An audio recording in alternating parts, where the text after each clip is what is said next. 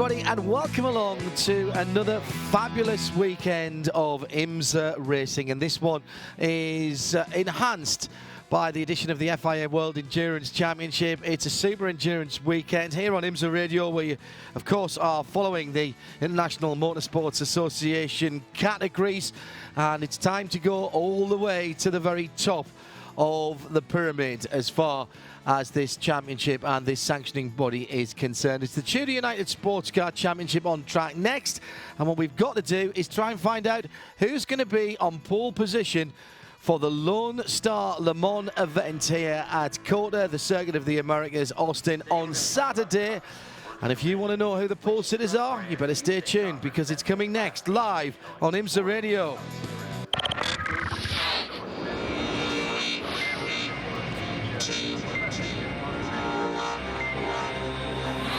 The TUDOR United Sports Car Championship on IMSA Radio. It's Jeremy Shaw and me, John Hindorf, in the booth. It's been absolutely cracking weather.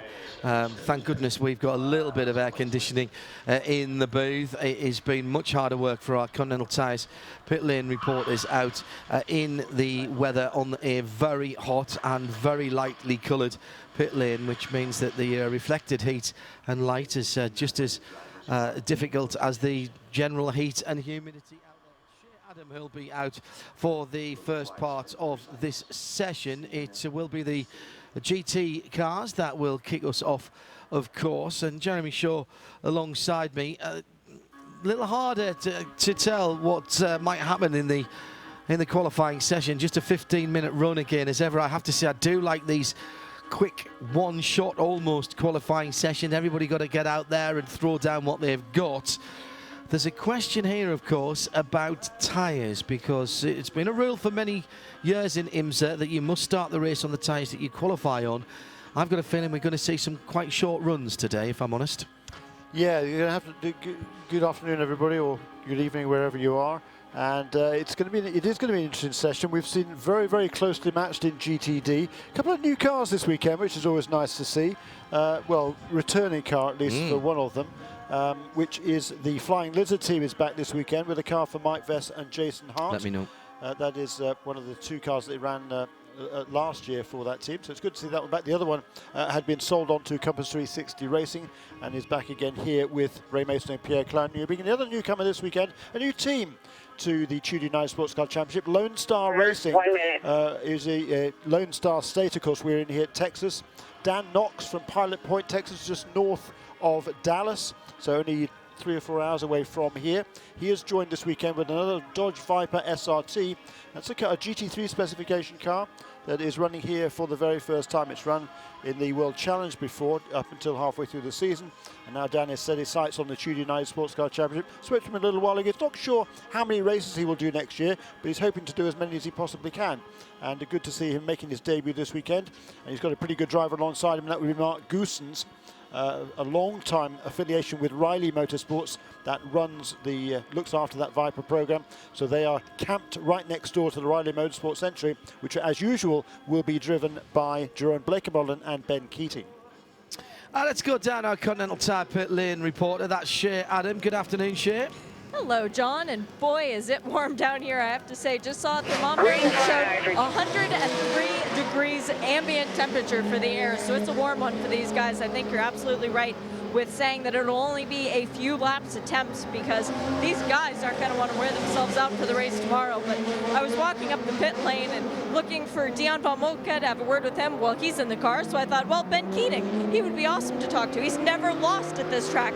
He's out qualifying as well. So it's going to be a busy one. And Ian James and Cooper McNeil and the Alex Job racing cars, everybody getting ready for this session. And it's honestly, it's pick a number out of a hat for who's going to be on pole in GTD. Sure, there was some speculation mostly within our booth as the cars are out on the circuit trying to find a bit of space already. The Scuderia Corsa Ferrari side by side through the S's with the 007 Aston Martin. There was a potential. In these categories, you've got to start with the driver who qualifies, of course. So any tricky strategies going on in terms of who might have gone out? We've typically seen the non-pro driver heading out to do the qualifying in previous rounds. Well, That's what I was hoping for, was that we might see somebody just throw a wrench in the plans, but no, as John Potter rolls out in front of me right now, it's another example. Everybody is just going with the same old, same old. I think we're going to have to wait until we come to Petit Le Mans in 2 weeks' time to see any sort of trickery in qualifying. That's when we're going to see maybe the pros qualifying the cars, since it is a 10-hour race. But for this one, it's more of the same. Thanks, Shea Adam down in the pit lane. The thought there was, of course, Jeremy, that the reason that you would put the pro in was that it would give you the chance to do a short stint in the middle of the race for your non-pro driver, and then put the pro in back again at the end, in terms of just getting through the heat here. Yeah, the physical exhaustion. There's a lot of physical work that the drivers are going to have to put up with here this weekend. It really is hot and humid out there. Really hard work for the drivers. And it's super competitive, this GTD class. We've had 3-hour-long practice sessions prior to this qualifying period, and we've had a different driver on top of the charts each time. The first one, it was the Viper of Gerard Blekemolen and Ben Keating, kind of 33 that was fastest. Second session yesterday afternoon, it was the Magnus Racing Porsche of Andy Lally, driving with John Potter, of course. And in the third session this morning, it was Dion von Moltke and Christopher Hauser who was fastest. And certainly Dion von Moltke, he's been the quickest guy on a regular basis, perhaps, or one of the quicker guys on a regular basis this season in GTD. He has 3 poles to his name already. And of course, let's not forget that for those of you who are not perhaps regulars tuning in for the TUDOR United Sports Car Championship, just remind you that GTD and the PC class in the prototype cars are Pro-Am categories, so they are mandated that they run a Pro-Am lineup.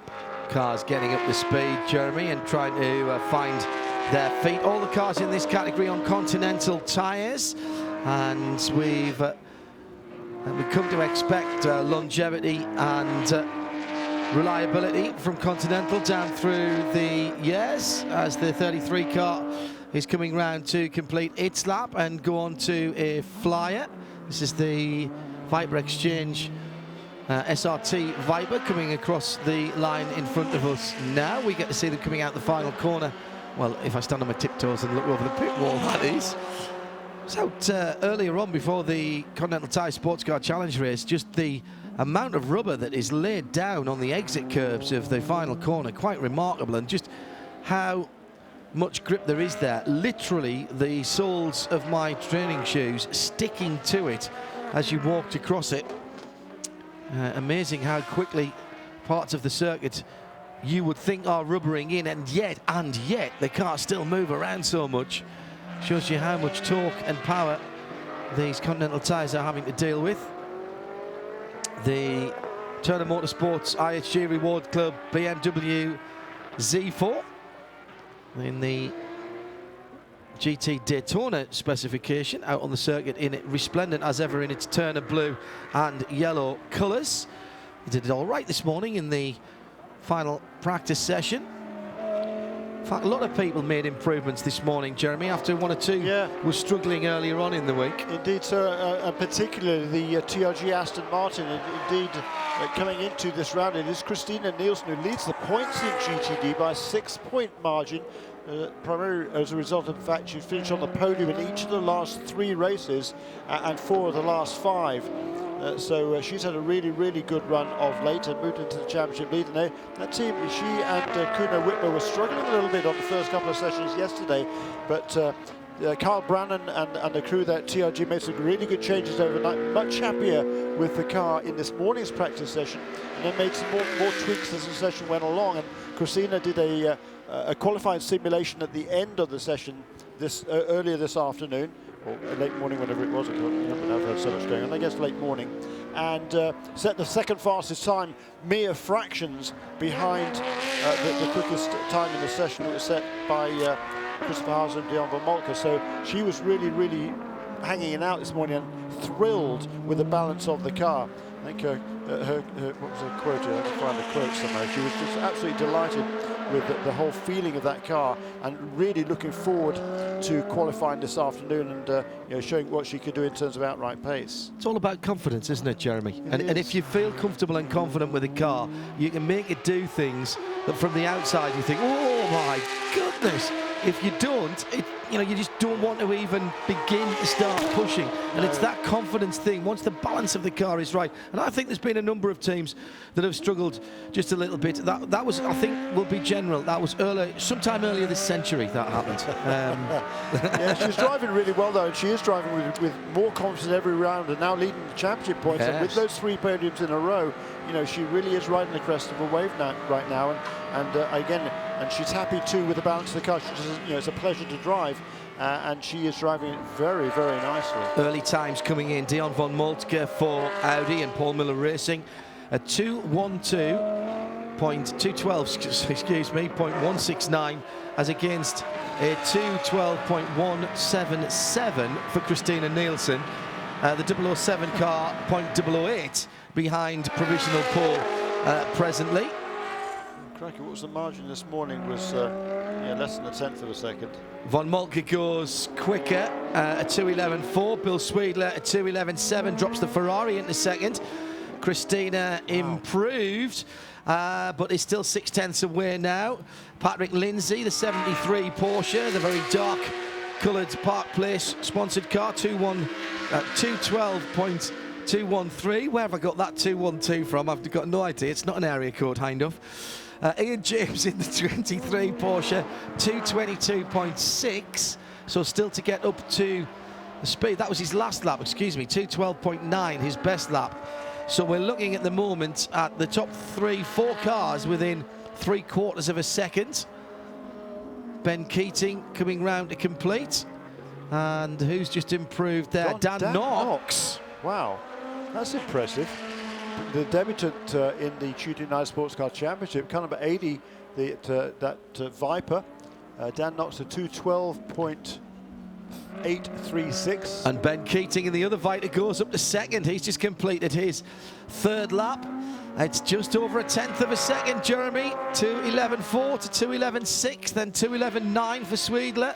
Championship leading Christina Nielsen in the 007 Aston Martin, still on a 2:12.1.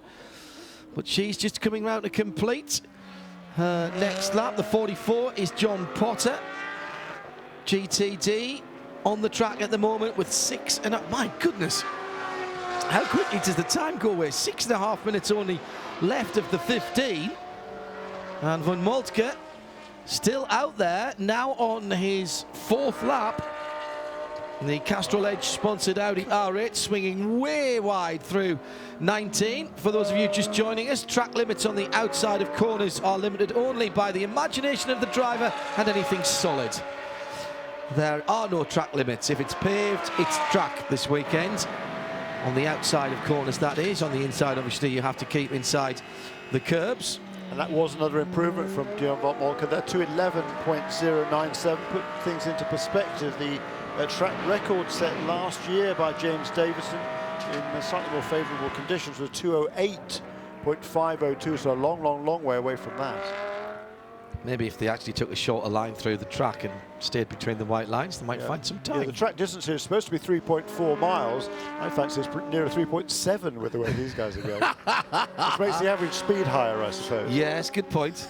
Good point. We need to redraw the lines around the. Not quite how Herman Tilke envisaged it. I'm told actually that although it's credited on all of the information here to Herman Tilke. The most guaranteed green time for this segment has been achieved. Under 5 minutes remain. I'm told that it was the infrastructure was done by the Tilke company, but it wasn't Herman who actually drew out the circuit. So apologies for passing that along earlier on. That was information that I gleaned from here at the circuit. TJ Flanagan just asking about the wide last couple of corners. Again, the reasoning behind this, whether or not you agree with the decision of IMSA, it's fair to say we're going to have to probably do this at the start of every IMSA session and then put it aside. All of the paving is fair game this weekend, TJ. Thanks for tweeting it to us at IMSA Radio. The thinking behind it is that race control for IMSA don't feel that they have the ability or the tools at their disposal to be able to monitor track limits in a consistent and fair manner across the field is basically how it was put to me this morning. So rather than do it in an arbitrary manner, it has been opened up, and the track limits therefore are anything that's paved on the exit of corners, but you can't straight line the S's, obviously. That would be just too much. And that will be the same for the races as well. Under the IMSA banner, the FIA-WEC work under a completely different auspices because they have different tools at their disposal, including a very, very accurate GPS tracking system and a very clever computer program that monitors every car all at the same time, so it doesn't have to be quote-unquote seen on camera to be logged by the system. And therefore we've already had some big penalties handed out in the FIA-WEC, and that will continue to be the case across the weekend. Just as a footnote to that, by the way, one of the reasons that this has come about is that quite a lot of the AstroTurf that used to be on the outside of the corners, as Ben Keating gets it slightly wrong, trying to take too much speed into turn 19. A lot of the AstroTurf on the exit of the corners is gone, so the low grip part before you get onto the quote-unquote runoff has gone, and that has caused some consternation in race control this weekend. And when we saw Ben Keating run wide out turn 19, that is why that runoff area is there, because he got that car sideways on the entrance to the corner. Correct. And it's meant Good point. to be kind of an escape route, if you like. So you've got a chance to gather it all up again before you hit something hard at 140 miles an hour. Or before you bury it into a gravel trap. Yes, indeed. Yes. So it's meant to be safety. It is meant to be a safety feature. Cast your mind back though, Jeremy, to the first year Formula One was here. It was a very green track. It was very slippery. It was tremendously entertaining watching people trying to find grip all the way around. But it was happening all the time, wasn't it, in Formula One through 19, particularly that run down the hill, the left-hander before the last corner. And eventually it had to be stamped out. I don't know what the answer is. I really don't. Curb, Yeah, there are no curbs here. That is the other issue, and that again was something. Thank you, Jeremy, for mentioning that. The Bo Barfield, our race director, pointed out to me this morning when we were in breakfast at Marion's. 2015 now, we should be able to come up with some sausage curbs, call them what you will, that are... Your last lap, 1/10 moves you up to P2. Wow, 1/10 moves you up to P2. There is a little bit of motivation for Christina Nielsen. There were sausage curbs put in at the top of Eau Rouge, don't forget, recently, and they were taken out. They had to be taken out because the drivers complained. Yeah, but yeah, well, I mean, that's... All right, let's go here.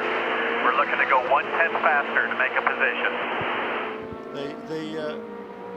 Carl Brennan on radio to Christina Nielsen. But they do have these big curbs that have been put in this week up through the S's here. They did that last year as well. Yeah, not on any other parts. The little sort of cheese wedgy things behind the curbs. You don't want to get onto. No, you really don't want to get onto. Well, I'm not really quite sure why we don't have those elsewhere around the racetrack. I think that would be... Dion von Mulke is out of the car. A 2:11.0 leaves him a 10th and 3/4 ahead of the... This will be your last lap. This will be your last lap, okay?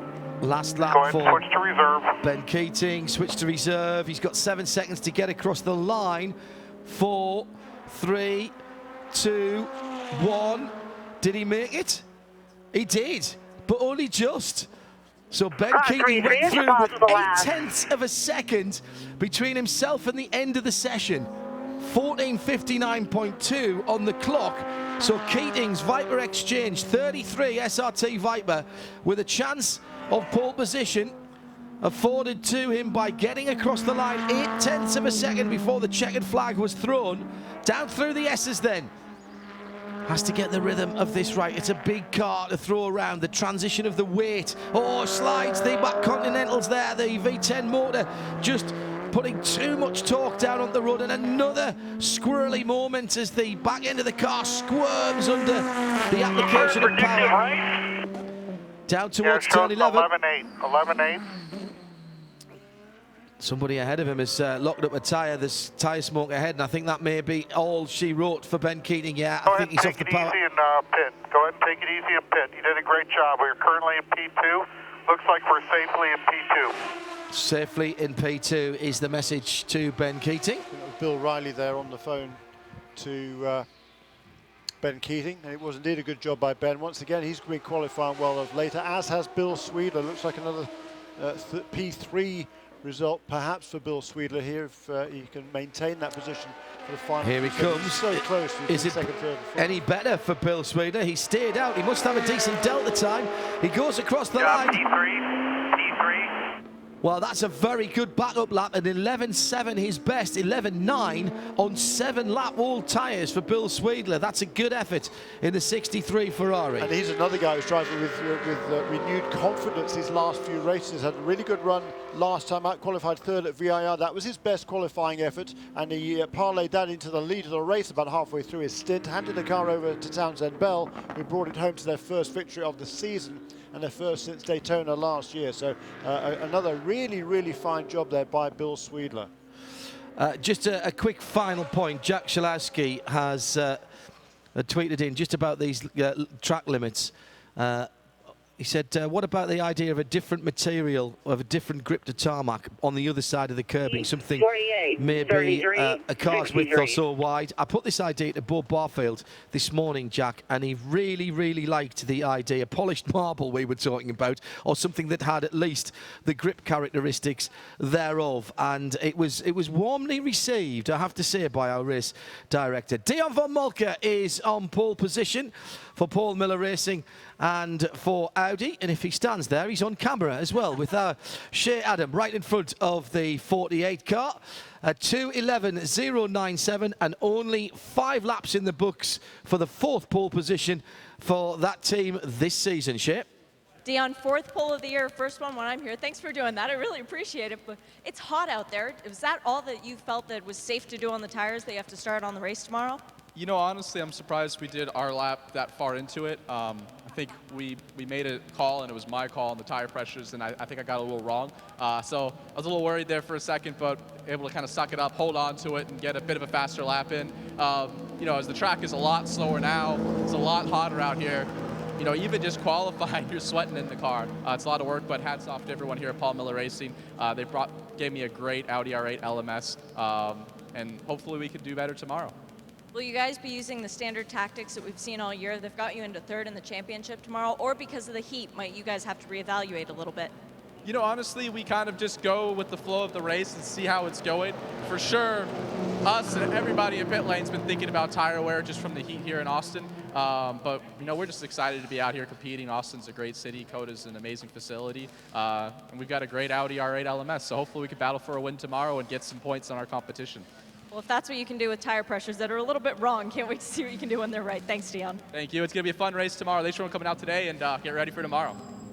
Thanks. Dion von Moltke and Shea Adam, our Continental Tire pit lane reporter. He's done a pretty good job this season, and so have the team.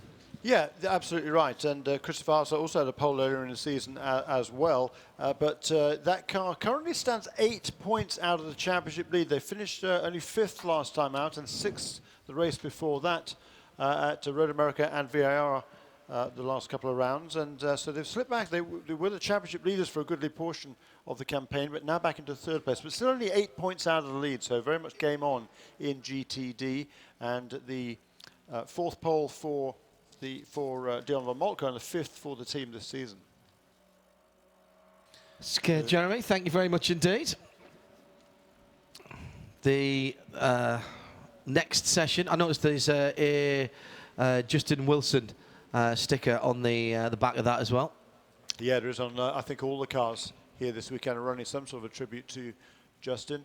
He did quite a few races. He won the Rolex 24 at Daytona with Michael Shank Racing, so they are carrying a complete tribute livery on that number 60 car this weekend. The car looks fantastic.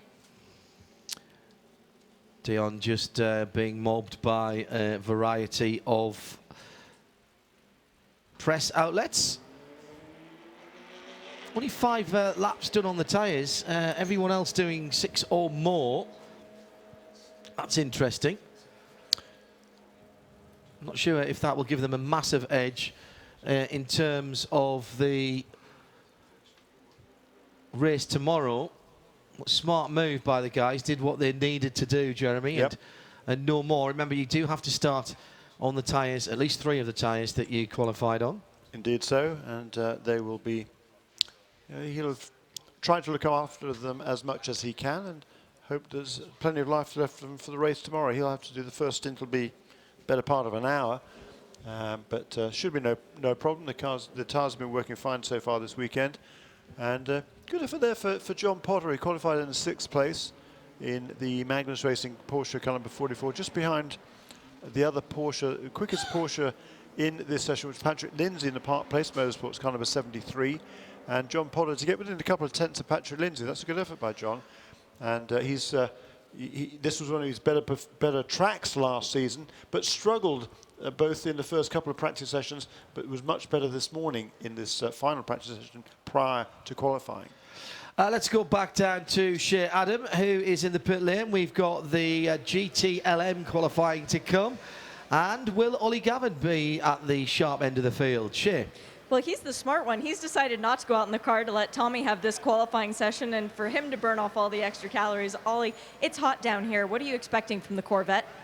Yeah, it's very warm down here. I'm expecting that it's going to be pretty competitive between our 2 cars. I'm not sure how far up the grid we're going to be. The last few races in TUDOR United Sports Car Championship have been pretty tough for us. It seems that we can't seem to catch a break at the moment. So it's tough going, but we'll see. We'll make the most of it. Certainly we'll continue pushing like everybody does here at Corvette Racing, never giving up. So we'll see what today brings. But the last couple of practice sessions, we've had different cars at the top of the timing sheets, certainly in our class, but it's we haven't been really the car that's been at the top. So let's see. Maybe we'll spring a surprise and be able to get our cars up there. But it's Tommy's turn this weekend to qualify our car, and Antonio's in the 3.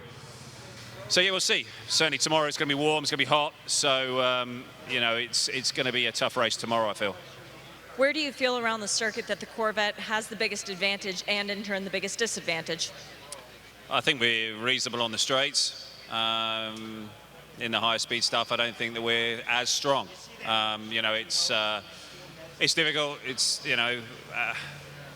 we could go on about BOP forever, but the series has made their decisions, and we've got to get on with it and deal with it and work with it. With the situation being as it is your goal this weekend just to beat the sister car? Well, it's always the goal to race your teammates as hard and as fairly as possible. That's always got to be the goal. But it's, we're working closely together within the whole team to try and maximise our package and get us as far forward as possible. But it's a challenge at the moment, to say the least. Thanks, Ollie. There are only a handful of drivers in this series who can keep the thing that Nick Tandy broke of having no repeat pole sitters. It's only Nick who has repeated as pole. Tommy Milner does not have one yet in the TUDOR United Sports Car Championship, so today could be his day. Nice statistic. Thank you, Shea.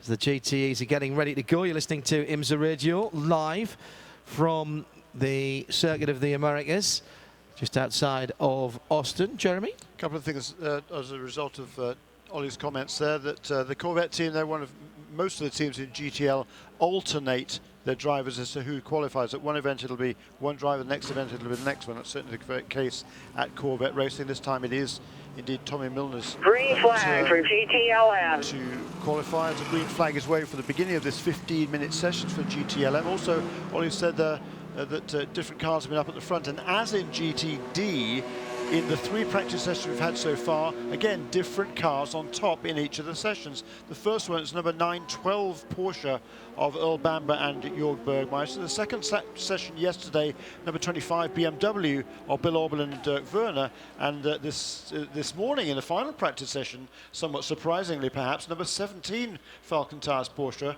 of Brian Sellers and Wolf Hensler. It was Wolf who set that time right at the end. And that was a bit of a surprise to everybody, including the team, because they reckon they are in better shape if the conditions are cooler. Well, it certainly wasn't cool even this morning when the cars were out on track. It's certainly hotter now, so they're probably not expecting to hold onto that advantage coming into this qualifying session. But still, a really good run for the Falcon Tires Porsche team in this morning's practice session. That's Jeremy Shaw. I'm John Hindhaugh. Good afternoon, or well, just hello, because I accept that it is a global audience around the world on IMSA Radio and the Radio Show Limited network, the RSL network, which will include XM Sirius for the Lone Star Le Mans IMSA race on Saturday. We'll give you the full details of how you can tune in to that a little bit later on, as we're just waiting for the cars to come around to the start-finish line. See who goes out first. Ooh, a little bit of tyres being warmed up by the Fulton Tyres Porsche, the 17 car. Now, is that Brian or Wolf in the car? Didn't quite see the helmet as they went out.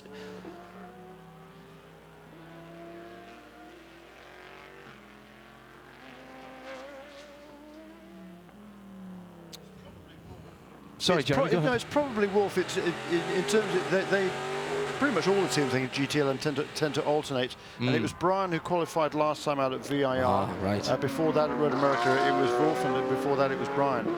Yeah, I would imagine it would be Wolf Hensley. Okay, across the line, the 912 Porsche sees the green flag. Up to the top of turn number 1. Michelin tyres now, no one-shot Michelin tyres this weekend. The one and done stint tyres that were tried out over the last couple of races were, and I quote, a technical exercise from Michelin. My goodness, the 912 through the S is changing direction in a most remarkable way. Almost looking like someone speeded the movie up. A little bit of oversteer coming through 8 into 9 over the brow, now down through the kink at 10 and into the downhill braking area at 11 before the left-hand turn onto the back straight. We are unlikely, I am told, to see those one stint tyres again this season in IMSA, which means, of course, that the GTLM and GTE cars that are Michelin short are running on similar construction and compounds across the FIA World Endurance Championship and the IMSA series this weekend. And you will be able to see for yourself what difference it makes in terms of time advantage from cutting the corners and staying on the track or not. On board the 25 for a moment, that was a BMW engine that was singing away, the V8. Coming down to the last few competitive outings for RLL with that Z4, Z4. Yet to find out whether they will be campaigning, the team that is campaigning the M6 for next year. We know that Turner are running 2 of the GT3 versions. The GT3 is being transformed into a GTLM car for use here in IMSA only. It won't get homologation from the FIA or from the ACO. And still waiting to see that car. There had been a rumour that that car might be here this weekend. The first one of them. There's yet no confirmation from RLL or from BMW as to who will run those cars in GTLM next year. I imagine it won't be Bobby Rahal's outfit, but the question was asked at VIR and Bobby came back with a very definite, we're concentrating on this year and no decision about next year type of answer. Very definite maybe, huh? Yeah. Yeah, in this morning's practice session, by the way, was the fastest so far the weekend. 203.521 was the time set by Wolf Hensley. It wasn't a bit quicker than last year's pole position. The track record set by Jonathan Bomarito at the Viper, 203.539. So already now, well, we were well inside it with Earl Bamber's first lap at 205.152. That's been blown into the weeds by Patrick Pillay at a 204.396. 2 Porsches, 911 and 912, with an extra 20 kilos this weekend. They are not showing that in the one lap, are they? Dirk Werner in 3rd place for the 25 IHG Rewards Club BMW. 2043, 2051, 2055, 2058 for Wolf Hensler in the third of the Porsches. That's been the Derek Walker Racing Falcon Tyres effort. 1.4 seconds away now. Rest of the Corvette's 2.7 seconds away, but getting up to speed may just be bringing the Michelins up in a slightly more measured manner. Yeah, isn't it interesting how the Porsches have really turned them on their first laps? I mean, gosh, quickest laps of their weekends by a long way. The best of those cars managed was this morning, I think, a 203.5 by Earl Bamber. Yeah, that was the quickest time that the factory Porsches had set, the Porsche Motorsport North America cars, run, of course, by Core Autosport out of their shop in Rock Hill in North Carolina, so Charlotte. Oh, are they? I thought they were run out of Porsche cars, Porsche Motorsport over on the West Coast. No, they're actually run out of okay. Rock Hill, yeah. And they bring under It's a very impressive shop. I haven't been there. I've heard that, absolutely. Not surprising that when Porsche wanted a factory team for the States, that they were choosing someone who had that kind of facility. Improved there on the second lap for Earl Bamber, down in the fours also, 204.834, but still a good 4.5 tenths away from that stunning first lap by Patrick Pilet. I don't know whether Patrick's going to park it now. I think he's just coming past our booth right now. Across the line he goes. Yes. Not quite as quick actually, 204.540 that 540 that. Oh, do try harder. Patrick Pilet, yeah. Still quicker than anybody else has gone. That's still quicker by a whole second until anybody else has gone, except Dirk Werner, who's just come through on a 2:04.5. The BMWs all of a sudden have come to life as well in the last couple of races. The teams, as I say, were, what's the word I'm looking for? Experimenting with that one-shot tyre from Michelin in the last couple of races.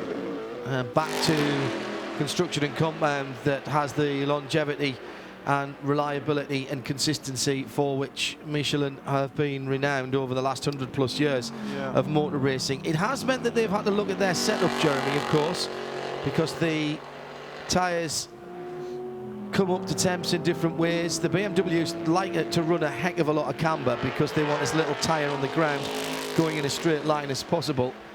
And I think there's been a bit of discussion about how much camber is enough camber or too much. Well, yeah, I think there's a little doubt that those one-shot tyres, the single-stick tyres, suited the Porsche and perhaps the Ferrari better than all the other cars, particularly the Corvette. So as we watch the recent competition, the only Ferrari driven this weekend by, or qualified this weekend by Giancarlo Fisichella. Go through turn one. He's currently in the better part of 2 seconds off the Ferraris and last place in the class in 8th.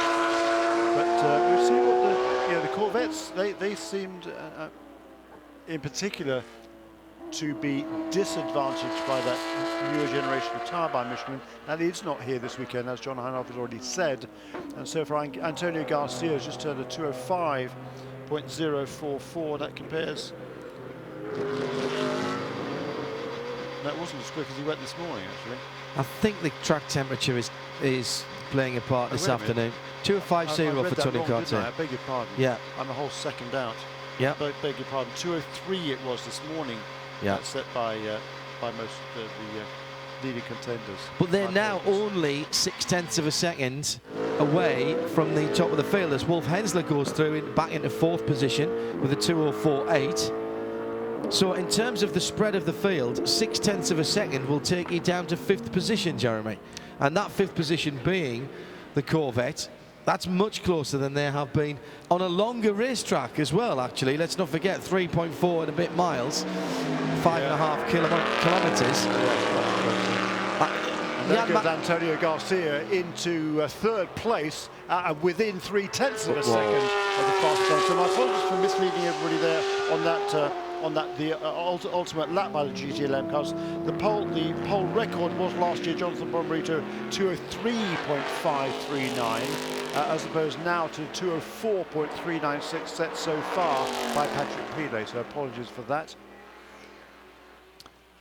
Philip Lane says, I take it there's no track limits in qualifying. I know we're going to have to keep seeing it. There are no track limits in IMSA racing this weekend at this track at all, other than the inside apices of corners.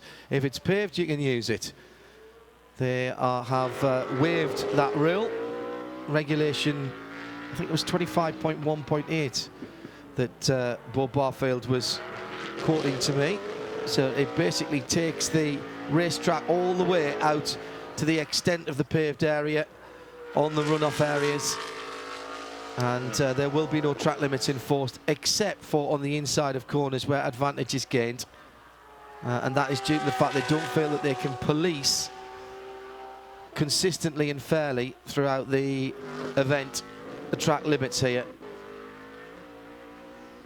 So those asking, and I know it's going to keep happening as people join in.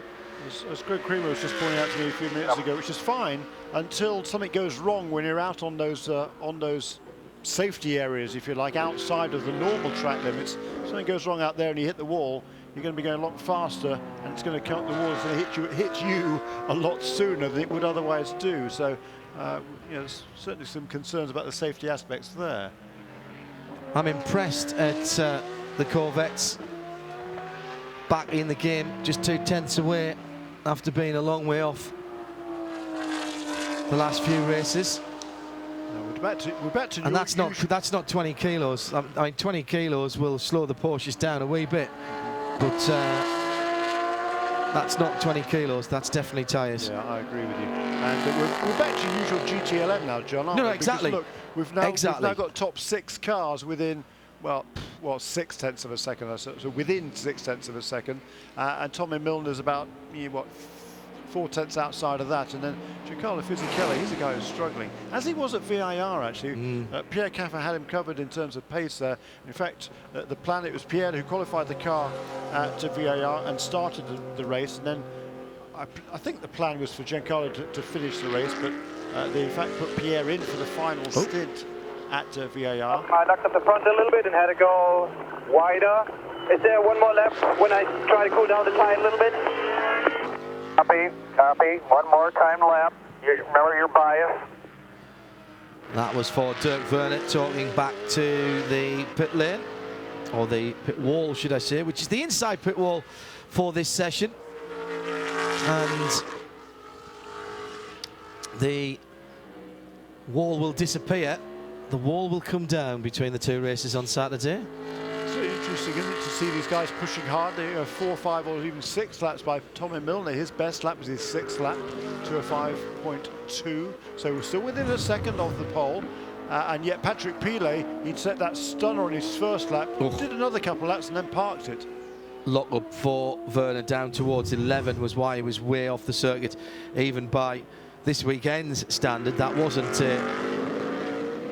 advantage that he gained there. Just got the right front Michelin onto the painted curbs and just couldn't get the car slowed down, so opted to go straight on into the runoff area at 11. Needs to find only a 1/10 and a half to get onto pole position. It's Porsche 911 from BMW 25, from Porsche 912, from Corvette number 3, from Porsche 17 on Falcon tyres, of course. They're all within half a second. This is much more like what we have seen in the past, and as Jeremy Shaw says, a return to the GTLM spread of old in terms of times. So maybe the last round of balance of performance has got things tidied up a little bit. Checkered flag. Checkered flag is out. R24 is your possible last. Just those Michelin tyres, the difference. And they're both Corvettes now onto pit lane. Antonio Garcia still 4th at the moment, but within to 2.5 fraction over 2.5 from 0.255 of a second away from the pole position. Good effort by him. Tommy Milner brings his car into the pits as well to a 5.2. Our colleagues at Michelin telling us that the air temperature is sizzling 96.8 Fahrenheit, 36 Celsius. 45 degrees Celsius on the track. That's 113 Fahrenheit. For those of you who work in those numbers. Egg frying numbers, I would imagine. Egg frying, absolutely. So the final man out on the circuit is Dirk Werner. And he comes through to the end of the lap pulls the car back onto a more traditional line for the final corner. He'll run nice and wide and try and drag it on just before he runs over the grass. Stays out though, so he must think he's got a good lap I going. think he's got half a chance here, Jeremy. It was a very tidy lap. He's got a 2:04.40 and a 2:04.7 is nice what try, he nice has try. got. There's a round of applause from the Porsche pit lane. It's Patrick Pilet who is on pole position. Patrick Pilet, this is the first time you've come into a race leading the championship since Daytona 2013. And Patrick, it's your first ever pole in this championship. Congratulations. It looked like it was hard fought out there. Actually, it's the second. I wasn't pole last year, but I was disqualified. Well, that doesn't count then. Yeah, exactly. No, it's amazing. We make a great job, all the team. We worked so hard. It was tough, actually, with 20 kilo more in the car. The track was really slippery, and I was really not sure, but I do my best in the first 2 laps, and I say, okay, I cannot go quicker, so I prefer to keep the tire clean for the race. It was a good choice. I was a bit fear at the end with Ben, but no, it's great. It's a good start for the weekend. Now we will be focused on the race. Do you think this will help you as an advantage now because you have so much left in your Michelins, whereas maybe the BMWs have used theirs a little more? Yeah, sure, it's better. But we will see how is it tomorrow during long runs and with a high temperature. But pretty optimistic. We have a good car in the long runs, and with Nick, I'm pretty sure we will push all the race, and we'll see tomorrow. Well, good luck to you, Patrick. And don't forget, John, he's got another qualifying session to prepare for as well. Yes, that's very true. Thank you, Shea. Shea Adam down in the pit lane for us. And thanks to her, it'll be Greg Kramer who is in for our prototype qualification, which starts with PC in just a moment's time. It's live coverage of the TUDOR United Sports Car Championship qualifying, the penultimate round of the season. We're in Texas, just outside Austin at the Circuit of the Americas. Jeremy Shaw, John Hindorf in the booth. Patrick Pilet then from Dirk Werner and Earl Bamber, and then Tonio Garcia, or if you prefer, 911 Porsche, number 911 Porsche from 25 BMW, from number 912 Porsche, from 3 Corvette, from 17 Porsche on the Falcon tyres, and the top 6 made up by the 24 BMW, and the top 6 in 0.6 of a second, top 5 in half a second. Much more what we have been used to seeing in the past, Jeremy, in terms of GTLM. So I'm not sure who did the sums and how much they factored in the loss of the super quick single stint tyres, but that seems to be getting a little bit back to more towards normal. Yeah, no, there really, apart from the additional weight onto the Porsches, there haven't really been any changes, major changes lately, I don't think, in GTLM. So it was really just the tyres that made that difference over the last several events, in my opinion. But I don't have all the data at my disposal, admittedly. But you know, great effort there by Patrick Pilet, particularly on his first flying lap. Yes. That was very impressive. He put only 3 laps on his Michelins. Everybody else put at least 5. His teammate put 5 on his, and the Ferrari and also John Edwards in the number 24 BMW also did 5 laps. Everybody else did 6 or 7. So he's the 7th different pole winner in GTLM in 9 races this season. Yeah, that's quite remarkable. Yeah. That is Nick quite... Tandy, the only... repeater, if that is a word. I'm not sure if Shea's still listening. Shea, you still down there in the pit lane? Yeah, I am. As a matter of fact, just walking in front of other Porsches. You couldn't possibly just swing by the 62 pit and see if there was an issue there for Risi Ferrari, because that is the car that is seriously out of sorts on that run, some 1.8 seconds away from the lead, and more worryingly for them, I would have thought 9/10 away from the next best car. Well, I had a little chat earlier with Rick Mayer, who was expecting to be quite a bit off the pace just because this is a track that favors downforce so much, and he was saying that's an area where they're not exactly on top of it right now, just given the performance adjustments that they've been handed. So he said we might be off of it in qualifying, but look for us in the race because we'll be back. Yeah, and the Ferrari is generally pretty slippery on the straights, isn't it, John, rather than slippery through the turns, perhaps. But yeah, we'll see. I'm sure that car will be stronger in the race, and particularly Risi, you know, they'd love to be competitive here. They're based just down in Houston, only about a 3-hour drive away, so they certainly want to have a good performance here with a lot of local fans on hand. Yeah, agreed. So we'll move on to prototype challenge.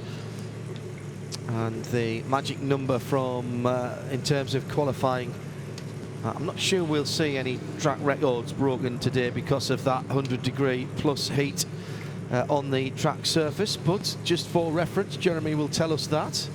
The track record was set last year by Sean Rahal, actually, at 2 minutes, .528. Actually, Rango van der Zande did go faster than that this morning in the practice session, but it is a good bit warmer now than it was then. Yeah, he got down to a 1:59 small, didn't he? Yeah. 59.6 he did, actually. Significantly quicker, half a second quicker than anybody else, than Colin Brown.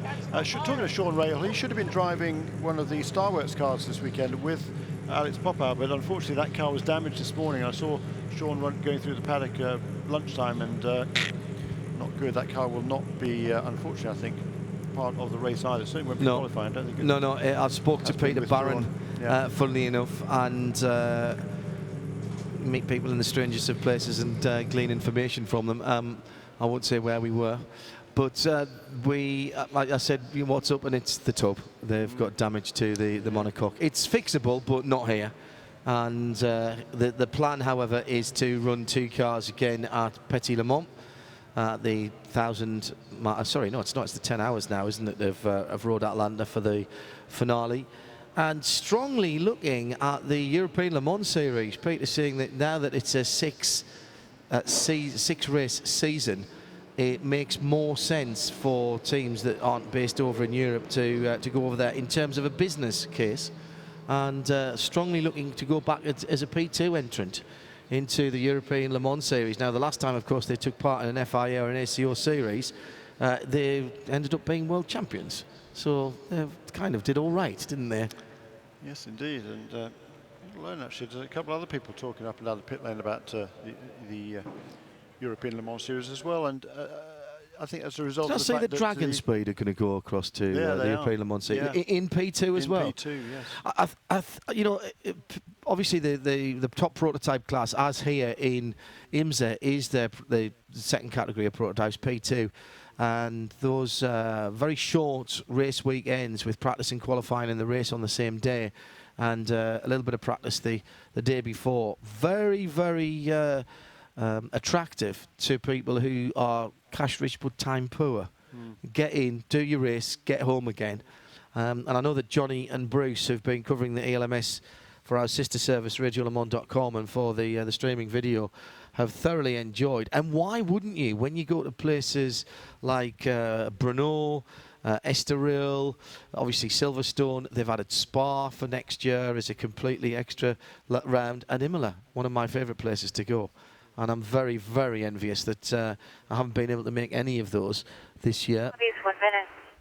Yeah, it's still a transition year over here in TUDOR United Sports Car Championship next year as far as the prototypes are concerned. We're going to have the new P2 cars online in 2017. Well, that's all well and good, but you know, for the teams looking to come into this series, what do they run next year? There's certainly, I know one of the teams in PC would like to run a P2 car, but the options are limited, particularly with the way the cars are set up right now in terms of I know there's several cars that are available, including the Muscle Milk car, for example, from last year. But that Nissan, it's available. I'm not saying that team is going to come back, but somebody else could run it.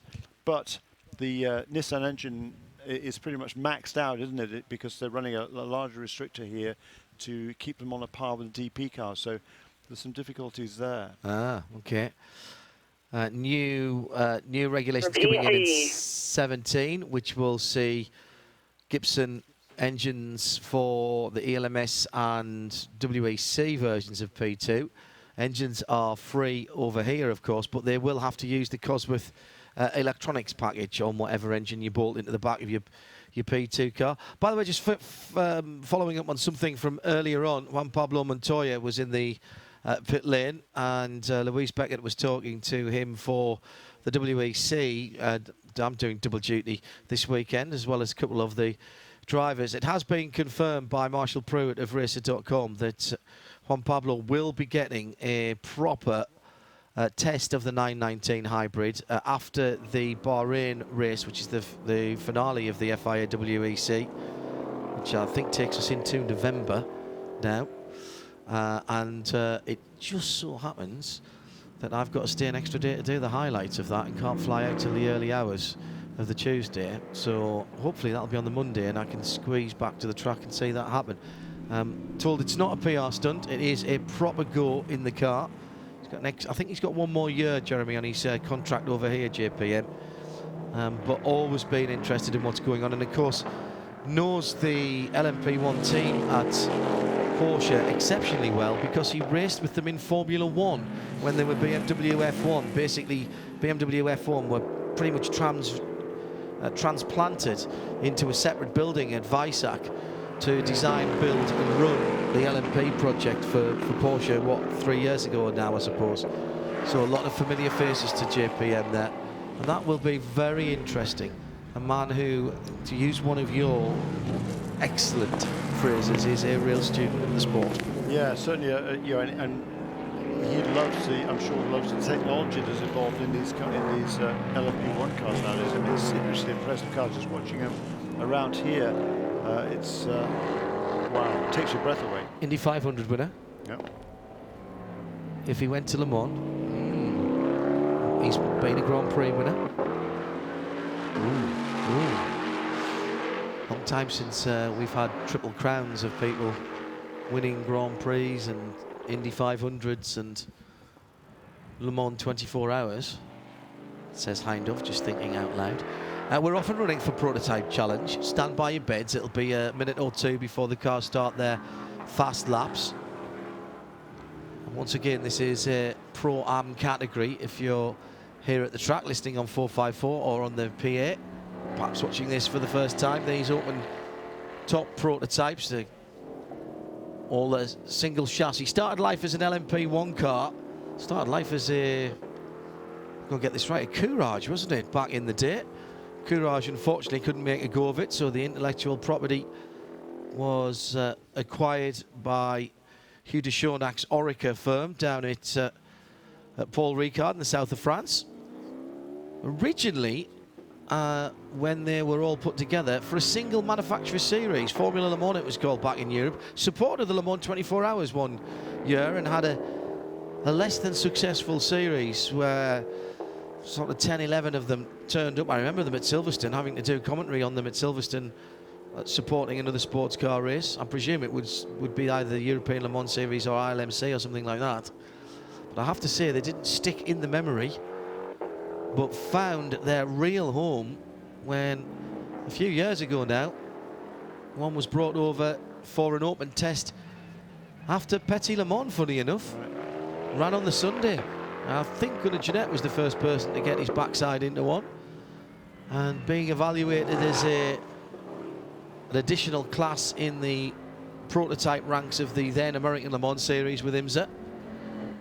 And my goodness me, Jeremy, find a home they have certainly done. Yeah, I mean, Gunnar was singing its praises right away, wasn't it? And it's taken over. It had huge numbers over here, but the competitiveness of the class and the cost effectiveness of the class has been absolutely fantastic. A real boon to the championship, and it's certainly good to know that they will be staying on for next season. There was some sort of doubt about that and what they were going to do for next year, but I think it's pretty clear they will be back for 2016 at least. After that, we're not sure, but in the absence of anything better, might as well keep on trucking with what you've got. The carbon fibre LMP1, as it was originally conceived, chassis, LMP 900 it would have been in those days, chassis mated to an exceptionally reliable and very powerful and torquey. All right, buddy, tires should be good. Let's go for it.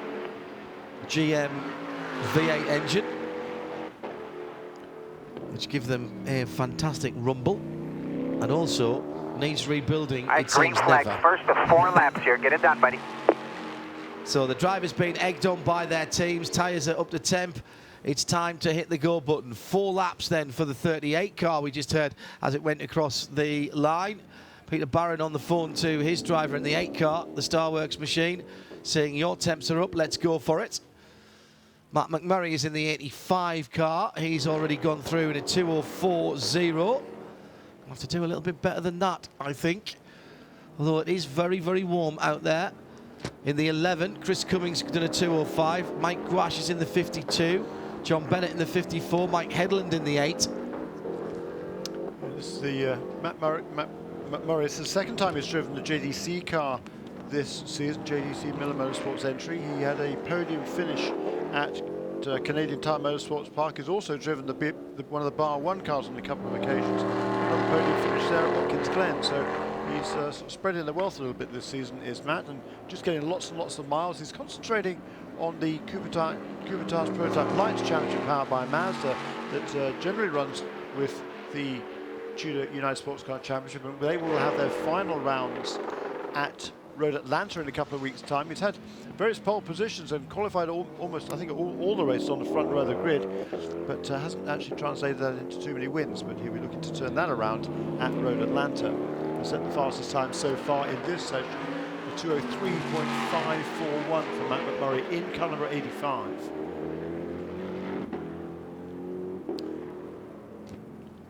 Any longer. It's Chris Cumming who goes to the top now. A 2:03.118. That's the number 11 car for RSR Racing, the Genelozzi family effort. John Bennett in third place for Core Autosport car number 54. So 2:03.1 for Chris Cumming, 2:03.5 for Matt McMurray, 2:04.3 for John Bennett.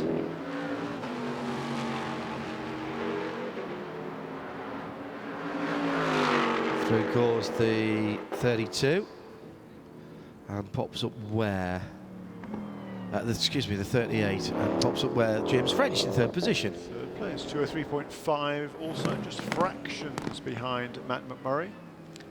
As usual, I would expect this session to go all the way down to the checkered flag. They generally go faster and faster and faster. The tyres last really, really well on these cars. Yeah, I was slightly in these conditions. Yeah, I was slightly surprised to hear them telling James French first of 4 laps.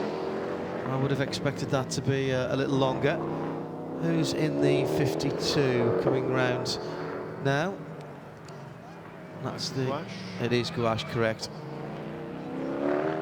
He's in 5th position at the moment, but yet to crack 204.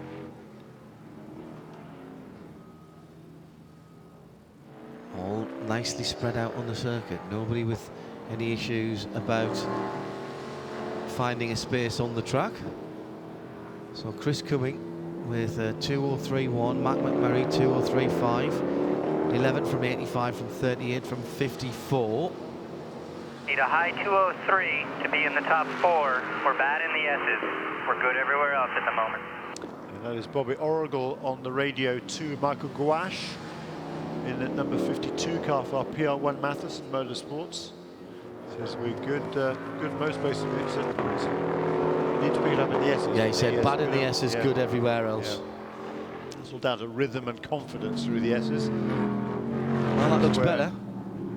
That's the Miller car, Matt McMurray going through there, JDC car. James French coming down to complete his 4th lap. Runs out.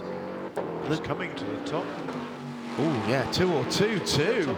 Yeah, 2:02. Hello. Big improvement. Yeah, that's a full second. 2:02.6 for Matt McMurray. He'll be disappointed he hasn't taken provisional pole there. Massive lock-up from French going into turn number 1. Big puff of Continental tyre smoke out of the back of his prototype challenge car. He didn't improve on the previous lap either. 2:03.8 as opposed to 2:03.5 on the previous lap for James French. There is John Bennett. He's coming through the final. Through the infield section there, isn't it, in front of the grandstands.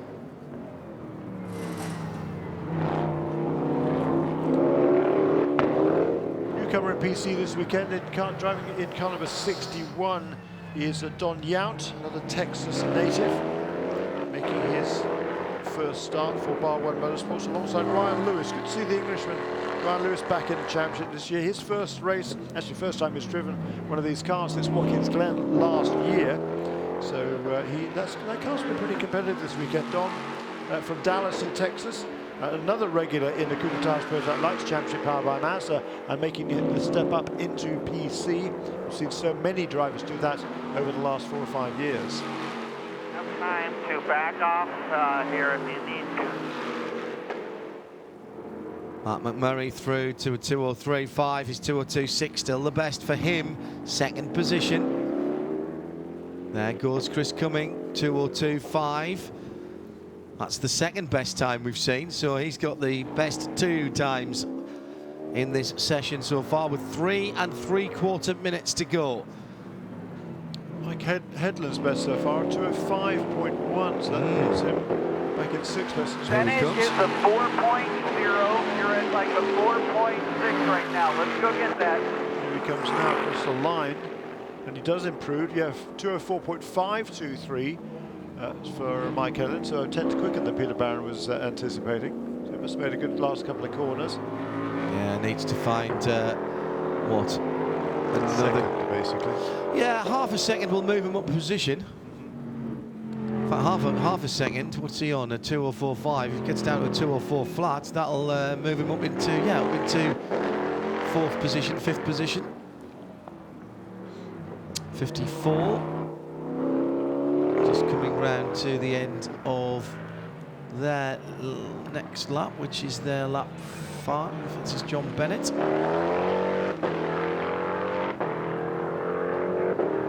The gears just cracking in there on that V8 with the flat shift, of course.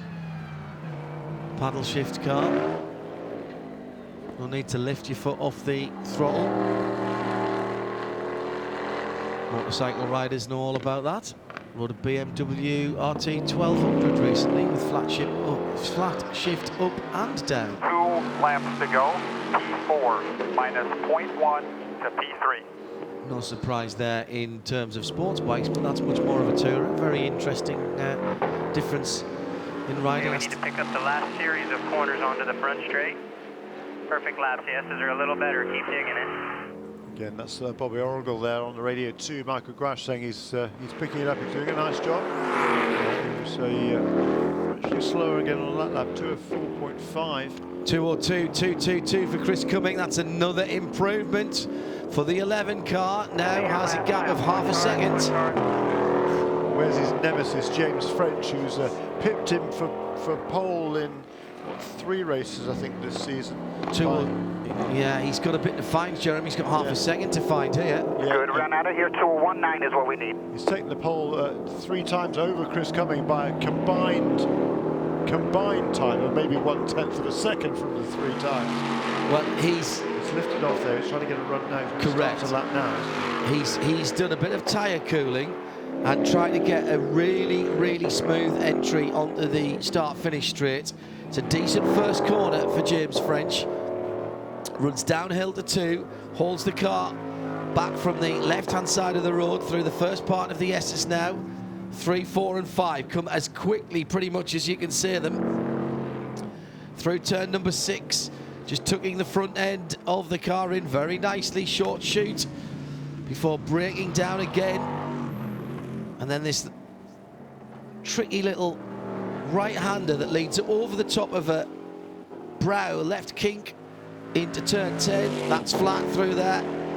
Down to the downhill braking area in turn number 11. Get it right, because you've got to get a good entry onto the back straight. Oh, just lost the back end a tiny little bit, but he didn't lose any momentum at all. Beautifully controlled by James French. He's putting a decent lap together here, Jeremy, halfway around it. Good there for Performance Tech Motorsports. He will co-drive with Connor Daly, 2 23-year-olds at the wheel of that car, sharing that car this weekend. The youngest driver combination by quite some distance in the... Checker flag. Actually not, the combined age of the guys on number 85 is about the same. 38 then, the Performance Tech car through 13, 14, into 15, that tricky hairpin that comes at you in 2 bites, and you're breaking into the first apex now. 16, 17 and 18, that triple apex corner. He's still looking good and he's still pushing on. Penultimate corner is the left-hander at 19, over the brow, out over the curbs on driver's right. He's looking down at his delta time. He stayed out. He must think he's got a shot at this. Over the curbs again on the let's see where exit. we stack up here. Good job pushing.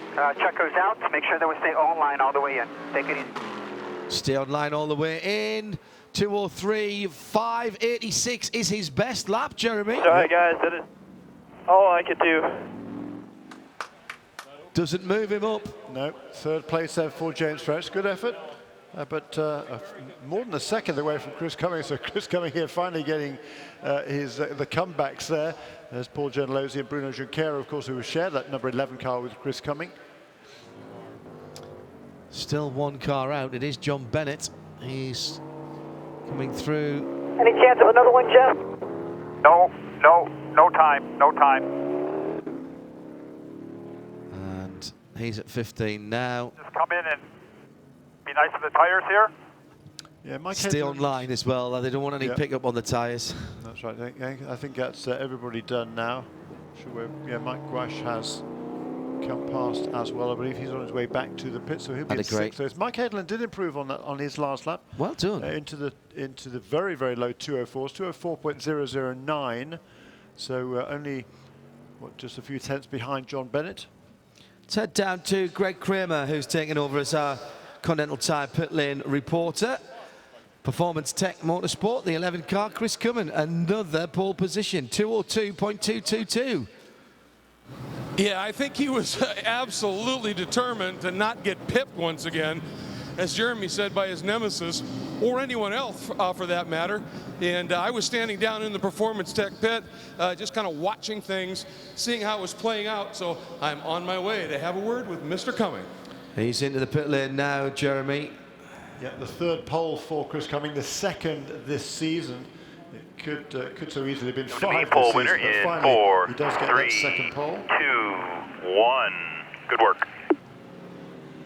RSR decals on the car. The previous pole came at Mazda Raceway Laguna Seca for Chris Cumming. It's been 4 months or since then, so he'll be relieved, I'm sure, and delighted to get the Total Pole Award this afternoon. Rocket Sports Racing, the 11 car, he's out of it now.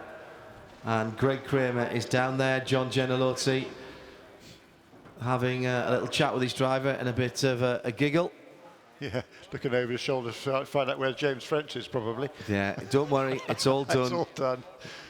The checkered flag is out. Greg Kramer, our Continental Tire pit lane reporter, is right there. That's the tyres that have done 7 laps. That's a decent bit of work for those tyres, already been taken off by the RSR team. And Chris Cumming has his helmet and his hands device out, so we can congratulate then our pole sitter for this weekend in Prototype Challenge. Greg? Don't worry, Chris, I'm not James. I wasn't coming up behind you here. I'll tell you, what a lap you put in. You were determined not to have this one pipped away here, and you did it decisively, too. That's got to feel mighty fine. Yeah, you know, James has had my number in qualifying last few races, and I don't know if you heard, but the team played a little joke on me at the end there, saying that he got me by a thousandth. I didn't think that was too funny, but yeah, it feels great. We didn't get a chance to run this morning, so our setup was a little bit of a guess, but it was fine. Boy, what are the track conditions like? That's amazing that you did this without getting a chance to run this morning. Obviously, they had a pretty good guess on the car. What was the track like now? Because you're going to be racing relatively similar conditions. It's pretty hot and greasy. If you look at the times that everyone's doing in qualifying, I think they're down from this morning. This morning was a really nice track that just based on lap times. This is more like yesterday afternoon, and yeah, it's going to be a hot one tomorrow. It's going to change up strategy at all tomorrow? This heat and humidity, it's not supposed to change. I think everyone needs to be a little more careful with their tires. Yeah. All right, so just paying attention, as it were. Chris Cumming, absolutely great job. A stunning lap for pole, making it with an absolute, I think, big exclamation point, guys. And Greg, he doesn't seem to have a bead of sweat down there, Chris Cumming. He looks remarkably cool and calm about that. Of course, he's a guy who's done a lot of triathlons over the years, so he is super fit. Yeah, I mean, he just popped out of the car. Obviously, it wasn't the longest of sessions either, just running 7 laps. But in this heat, open cockpit car, but you'd still think that he'd at least have the courtesy to, look like it was something. Yeah, they're far too annoyingly fit, these racing drivers. But of course, people will tell you that racing drivers aren't athletes. Yeah, really? Yeah. Those are people that don't get it. Thank you, Greg. Continental Tire pit lane report from Greg Kramer. We have one more pole sitter to be determined. and that is in the overall prototype category. Those cars will be out next. You're listening to IMSA Radio. We're live at the Circuit of the Americas. John Hindhaugh and Jeremy Shaw in the booth at the start of the pit lane, and Greg Kramer, as you've just heard, down in the pit lane. Second time pole sitter for RSR this season and for Chris Cumming. If you'd like to get in touch with us on Twitter, it's at IMSA Radio. Plenty of action still to come from this weekend, including, of course, the Lone Star Le Mans double header on Saturday. And I'm going to keep saying this as well. Saturday is race day here. We are -6 to the UK. So at the moment, it's coming up on 11 o'clock on Friday evening. And after the qualifying here, we will have another race, actually, because we've got the GT Cup race as well. True, we've got qualifying for the WC coming up after this session, and then, yeah, we've got an evening race here for the GT3 Cup. That's going to be pretty good fun. I'm enjoying that. The GT3 Cup will be live here on IMSA Radio, of course. Let's go back down to the pit lane, and Greg Kramer with some breaking news with Mike Shank Racing. Absolutely, happened to catch Mike Shank. I'd heard little rumors floating around, so I just looked at him and said, who's qualifying? We're going to have Oz qualify, which is a lot different than what we've done all year, mainly for the heat tomorrow. It's going to be brutal out here. We're racing for Justin Wilson this weekend, and I hope everyone keeps his family in their prayers, and we'll do our best here. We've got a pretty good car. It's just so hot, it's hard to say. Absolutely. So they're going to have Oz, and I think that makes sense. You have Oz start, you put John in for a short middle segment, and get Oz back into the end, refreshed again, in a car that certainly is capable of it. And how special would that be as I'm standing here looking at this immaculate livery featuring Justin's helmet colors on the front, and you take a look on the big, big fin at the back, a big, big Union Jack flag. As he said, they're racing for Justin here this weekend. Yeah, thank you, Greg. Greg Kramer down in the pit lane. And also, by the way, thank you to everyone who has donated to, either donated items to or indeed bought items from the Justin Wilson Children's Fund auction on eBay. We have collected some more items this weekend. Adam has been doing some fine work on behalf of the charity, and thanks to Marshall Pruitt and everybody else who's been involved. It's been a real team effort this weekend. The MSR Ligier sits at the moment impassively on pit lane, yet to have its HPD engine fired. And completely understand why they are doing this weekend, as we're just a few moments away from... Chris, you are P2 by 1,000 to James French. P2 1,000 to James French. Just hearing that. No way. I'm just kidding. You're on the pole by half a second. Now, I hope you caught that. If you didn't, that was the radio message that we were hearing about earlier on. As Chris Cumming came into the pit lane on his warm-down lap, his team saying you are P2 by 1/1000th to James French. That has happened a couple of times this season. 3 times he's been pipped by tiny margins. And with an amazing amount of self-control on the radio, the answer was just no way, and there was no expletives that needed deleting at that point. And then his team said, no, it's all right, you're on pole by half a second. I like that. That's quite good. We may have to keep that for use at the banquet, I think, later on in the year. Good pick-up by Bubba Clark, who's doing our radios, I think, again this weekend. Green flag for PC, T-Class. Oz Negri ready to go and already rolling with the Justin Wilson memorial sticker front and centre on the chin piece of his helmet. Is the first car out of pit lane. Michael Shank Racing disappearing up the hill. Actually, I tell a lie, there was one car ahead. I think it was the Spirit of Daytona car, the Visit Florida.com car, wasn't it? Yeah, the 90 car, absolutely right. Which is the championship leader, still coming into this weekend by a solitary point. That kind of just hanging on by the fingernails, aren't they? Joao Barbosa and Christian Fittipaldi just 1 point back then in second place, and incredibly just 1 point farther back is Eric Curran and Dane Cameron in the sister Action Express Racing Coyote Corvette. So yeah, that's very much game on in the prototype class with those 3 cars separated by just 2 points. With 2 wins apiece for Richard Westbrook and Francis Valiente and Eric Curran and Dane Cameron. Just 1 win so far for Joao Barbosa and Christian Fittipaldi. But they've had an additional 4 podiums as well. And yeah, it's been a super competitive class this season. Qualifying record, Jeremy? What do we have to look at? Last year set by Alex Brundle, 157.809. We've seen a couple of cars underneath that time so far in the session. We saw a couple of them in the final session. Scott Pruitt turned the fastest lap this morning, 157.366. And Ozzie Negri turned a 157.571, but a good bit hot on that. Alex Brundle rejoining our sister service broadcast crew on Saturday for those of you listening around the world, or indeed back in the UK on radiolemans.com for the WEC. Alex and Bruce Jones will be on duty. Excuse me, Alex and Johnny Palmer will be on duty for that. Bruce Jones with Sam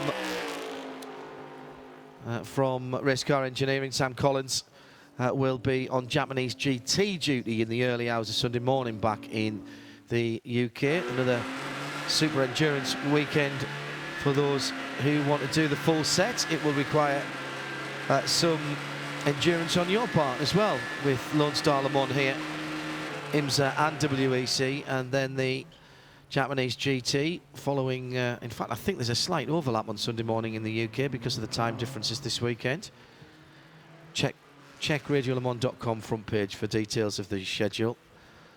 And we have to say thank you as well to our technical crew back in the UK, Becky and Johnny, who have been putting in the hard hours to make sure that all the right bits and pieces goes to the right channels.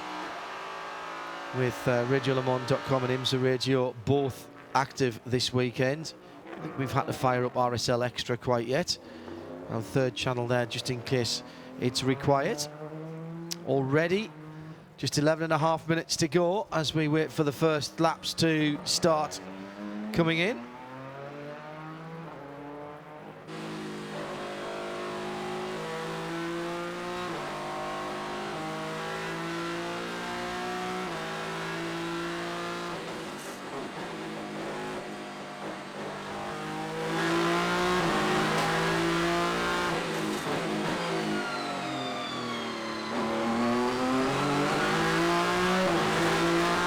So here is the 01 EcoBoost Ford coming across the line now. He passes out commentary box. It hits the timing line just at the very base of the hill.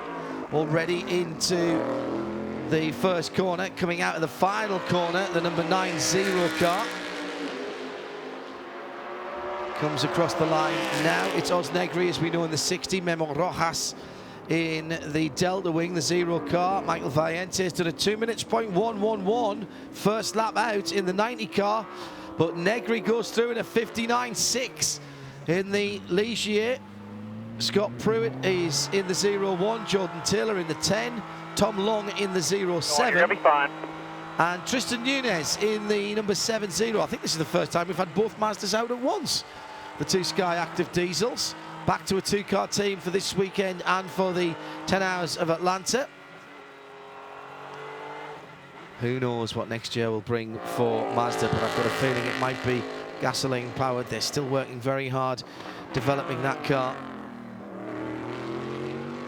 So Oz Negri 59.6, Valiente 2 minutes 1, 60 from 90. 5 minutes into the session, through comes Jordan Taylor, 2:03 on his first flying lap, so bringing the Continental tyres up to pressure and temperature a little more circumspect, perhaps, than some of his competitors. The odd line from Scott Pruitt through 15, but maybe it's given him a better entry into 16, 17, 18. That triple compression. Whoops. right-hander. Oh dear. And because seeing cars go over the line now doesn't necessarily mean a mistake. No, got to recalibrate. Big wobble under braking there, wasn't it? So looked into turn 19, using all the road, the moor, the curb, the grass, and everything on the extra turn 20 across the line. And there's a bit of a trench being. It did Currently work. P1, Scott. 159.118. A bit of a trench being scored, Jeremy, just on their driver's right as they come back onto the circuit through 20. As they drag the car back to the left-hand side, one or two people, and certainly the GT cars, were running on there and just dropping right-hand side tyres into it. And that's going to be something that they're going to have to watch during the race tomorrow, that they don't get too much the wrong side of that, as the 90 car is slow for Michael Valiente. That car is dead stick. He's got no power. He's coasting I didn't in the copy pits. that. I flipped it up. There's no rear lights and front lights on that Please car. advise, I flipped the override switch up. Yeah, I don't think it's dead. It just Have pressure now, have pressure. See if you can fire it up and get going. That doesn't. Is he on a pit lane speed? Is he on a pit lane speed limiter? Continue. Certainly. Please continue. Is he going to drive straight through a pit lane? Indeed he is. Down in the pit lane, Greg Kramer. Did we have fire in that V8 as he went by you? We did. There was definitely, the engine was rumbling. It was low. It was on the pit speed limiter. It didn't sound clean, but I think that was just the limiter. And I think that's why we heard the team say, all right, continue on, whatever it was. You can hear him talking about trying to cycle the ignition out there. Hopefully it worked for him. It hasn't, and he's come to a grinding halt right on the apex. Reset the fuel, Michael. Reset fuel. Right on the apex of turn number 1. And I'm afraid there's no way out of there. 7 minutes. 8 minutes now. Override again, see if we can get it restarted, please. 8 minutes gone now. We need 10 to make this a session. A valid session. All clear, Eric. All clear. Keep pushing, keep pushing. Scott Pruitt, Jordan Taylor, Oz Negri, 0-1, 10, 60 and 90. Problem is, we've got a yellow flag now, so you can't improve in that sector in turn 1. Oh, the 90 car has fire. On the right. The 90 car has fire and has pulled onto the track. If you want me to turn the reserve off, it's fine now. Keep going, keep going, keep going. Well, what a strange turn of events for the championship leading car, Jeremy. That will have some furrowed brows. Certainly will. Good to see he's got it going again. Meanwhile, Scott Pruitt is getting on with the case here. 58 now, 58.441 last time around. Jordan Taylor into second place, 159.033. And Ozzy Negri, he did improve also last time around, but still only third place, 59.169. That's going to be the favourite car here for the pole. The P2 derived car. That's the sort of car that was on the pole here last, was virtually the same car. Same chassis, yeah. Yeah, Ligier last year, Ligier Honda last year for Alex Brundle. Fittipaldi slots into the 4th position, 159.5. Top 4, by the way, separated by spot on a second. Eric Curran into 6th in the car, but currently 3rd place in the points, but just 2 points out of the lead. Yeah, that's ridiculous, isn't it? Top 3 separated by 2 points with 2 races to go. Yeah. How about that for a championship? Yeah, for Eric Curran, his co-driver is Dane Cameron, and the race engineer on the Visit Florida car is Ricky Cameron. It's a family affair. It is a family affair, but two Motor different racing. teams. Motor Still racing. P1, just barely. It's not a life. It's not a job. Remember, it's a life choice working in motor racing. Whatever side of the spanners you are. Yeah, as Greg rightly says from the pit lane, just ask those that are left at home, the spouses and the loved ones. Through comes the 5. This is Christian Fittipaldi, 159.5 he has. He'll take home a 159.008 and move up into 3rd position. Michael Valiente's brought the number 90 car onto pit lane. It's not a happy car. No. Osnegri's got a second, Jeremy. Yes, he has. 158.512, just 0.071 of a second away from pole position. But Scott Pruitt is driving as if, I don't know, as if he was touting for a job somewhere else, maybe. I don't know, but he's really got the hammer down. Still getting the 31's way. Scott, he's coming up behind you. Just make sure you don't hold him up, please. That's very good, isn't it, from the pit lane. So Scott clearly on his way in, just wants to stay on the racing line as much as he can so the Continental tyres stay clean, but being advised by his team that Eric Curran is on a fast lap in the 31. Jordan Taylor just gone across the line. He turned a slower lap to try and cool down those Continental tyres last time around. Back up to speed this time, a 59.170, so just a tenth of a second away from the time he turned a little bit earlier on at 159.033. So close between third and fourth. Fittipaldi 59.008 and Jordan Taylor 59.033. Remember Rojas into the pits, turned at 201.5. Osnegri coming through the final part of the lap. This awesome triple pressure right-hander. Now down a couple of gears as he turns into turn 19. Gets the car straightened up under braking sun, right in his eyes as he turns into turn 20. Little bit of a wiggle on the car as he got onto the Honda Power nice and early. Comes across the line. Second half of the lap has looked good. Here he comes. 158.5 he has, 158.7. Is there anything more? He's got 6 laps on the Continental tyres now. He's got time enough for another couple of laps. Scott Pruitt has called it a day. He has the fastest time at the moment, 158.441. He has just brought that number 01 car of Chip Ganassi racing with Felix Sabates onto pit lane. His qualifying session is over. That's Scott Pruitt. Fittipaldi a 59.4 last time around, his best of 59 flat. He's only done 4 laps on his tyres though. Jordan Taylor coming through to the end of his lap, somebody peeling off ahead of him. Who was that? I think that was Tristan Nunez coming in the 7-0 Mazda. Last lap. Got clear track ahead. The Mazda pitted. Push. That was to Jordan Taylor. Push. 59.178. That's very close to his best of 59 flat. There may be an improvement there. What about Osnegri? He's coming round to the end of a lap and he might just get another one in. Oh, it's going to be tight for Negri. He's only into 16 now. He should be okay to get another lap in. But 3 laps almost identical there for Jordan Taylor, but none of them quite quick enough to oust Christian Fittipaldi from the 3rd place. Sorry, Jeremy, misidentified the corner. He's only just at 15 now, a minute left. No, he should be okay, he's still fine. He'll be able to get around here and get time for one more lap. Down into turn 19, quite bumpy on the approach to that, and just when you're wanting to get the car settled and turn in and feel really confident about the front end of the car, a couple of ripples in the track surface. Last lap. 38 seconds he has got. What was that then? Oh, 59.066. So this is the one, Oz. If you're going to do it, leave nothing in the fast row now. Negri qualified on the pole position for the Rolex 24 at Daytona back in January.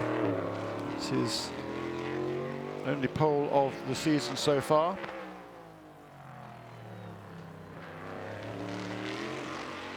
Well, the only other time he qualified the car was at Sebring and started 4th there. Checker flag. He's out. And the first driver to see it on the track will be Jordan Taylor as he brings the black and blue Wayne Taylor Racing Corvette prototype to the line. Checkered flag. 59.0 he has, 59.1 he gets. He will stay in 4th position. P4, Jordan, P4. Amazingly and impressively consistent from the driver and the tyres. Yeah, very impressive, very interesting. That 4 laps pretty much identical. I mean, within a fraction of a tenth of a second. Yes. I think Osnegri is off the gas here. Yeah, he is. There will be no pole position for Osnegri. So it is Scott Pruitt then who has captured pole position in the 01 Ford EcoBoost. Chip Ganassi, prototype. And this will be the second. Let's go down to Greg Kramer, our Continental Tire Pit Lane reporter. Greg?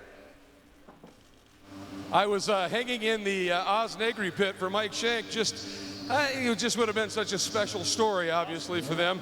Stefan, Justin's brother, was in the pit watching, and to have pulled that one out would have been special. But not to happen. Scott Pruitt, as you said, John, a man on a mission these days, and just doing a superb job. And I'm going to come up here. I think I see Joey standing there as well.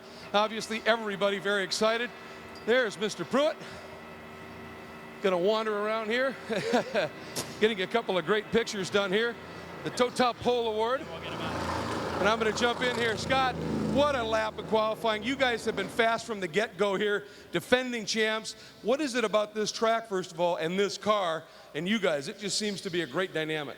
It's been a great dynamic. I mean, all the Ganassi boys and Ford and the EcoBoost program, I mean, it's just been, you know, it's been a tough season for us, for sure. We've had our ups and downs, and we haven't got the victory lane yet, so hopefully this weekend, I mean, all we're focused on is going winning. It's not a points race, it's nothing else, so hopefully we can do a repeat here in front of the crowd here in Austin, which we love. Well, you'd had a little problem earlier in the season with pinning the nose a little bit. You know, this track, you got a lot of transitions at speed. You guys certainly figured it out. Yeah, I mean, like, you know, John Hennick and the group, I mean, we made significant changes to the car. I mean, huge changes that we never thought we'd be doing. The way that Roush Yates has stepped up, all the development of the Ford engine. As it gets developed more, then we have to adapt the car. As it gets developed more, we have to adapt the car. So it's just an ongoing process, but it's been great. Qualifying's one thing. Obviously, it's supposed to be just the same, brutally hot and humid tomorrow. What is that going to do to your strategery? Well, it's, you know, hot's hot. I mean, it's the same for everybody. Continental's done a nice job with the tire. We did some long runs leading up to it, so we know where we're at. You know, the wild card is how the track's going to be. If anything, it's going to be better tomorrow at 11:30. So I'm looking forward to it. Here in Austin, a man on a mission, Scott Pruitt. Nice job. Thank you.